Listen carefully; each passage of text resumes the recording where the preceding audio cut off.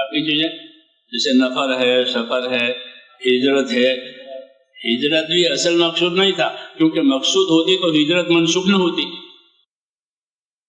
آپ نے فرمایا لا ہجرت بعد الفتح، مکہ فتح ہو گیا، مکہ میں اسلام پہنچ گیا، اب ہجرت کر کے کہاں جانا ہے؟ تو ہجرت منسوخ ہو گئی۔ لیکن فرمایا لا ہجرت بعد الفتح ولکن جہاد ونیہ فإذا استنفرتم فانفروا،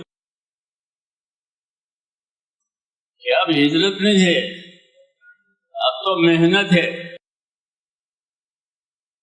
محنت ہے، اس لیے محنت کے لیے جب تم سے نکلنے کے لیے کہا جائے تو نکل پڑو۔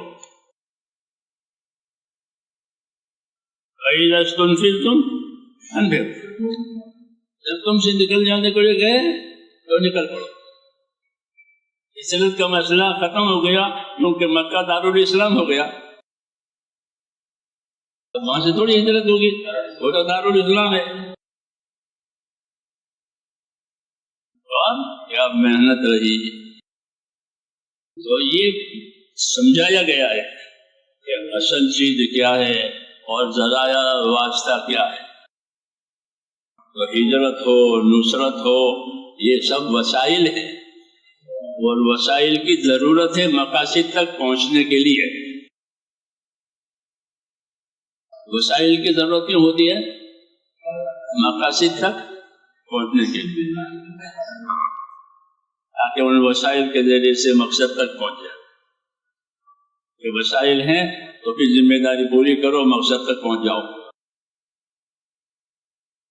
جیسے حج ہے کہ جس کے پاس حج کے وسائل ہوں وہ حج کرے، اور اس کے وسائل نہیں ہے، مال نہیں ہے، سواری نہیں ہے، تو نہیں کرے گا وہ، کیوں؟ کیونکہ وسائل ہی نہیں ہے۔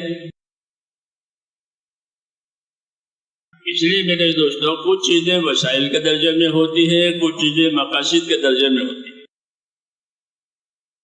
دین کی جتنی محنتیں ہیں وہ وسائل کے درجے میں ہیں، اس لیے وہ بدلتی رہتی ہے، اس کی ترتیب بدلتی رہتی ہے، اس کی مقدار بھی بدلتی رہتی ہے، کیونکہ وہ مقصد میں سے نہیں ہے، وہ تو ذریعہ ہے، وہ ذریعہ ہے۔ ہر زمانے کے لحاظ سے اللہ تعالیٰ کوئی ترتیب محنت کی قائم کرتے ہیں تاکہ رخ اللہ کی طرف ہو جائے۔ وہ ترتیبیں بدلتی رہتی ہے، جیسے پہلے نبیوں کی شریعتیں بدلتی رہتی تھی، پہلے نبیوں کی شریعتیں بدلتی رہتی تھی لوگوں کی استطاعت کے مطابق۔ آج بھی یہی ہے، یہ ترتیبیں بدلتی رہے گی، یہ وہ ترتیبیں ذات مقصود نہیں ہوتی، بلکہ وہ مقصد تک پہنچنے کے لیے ہوتی ہے۔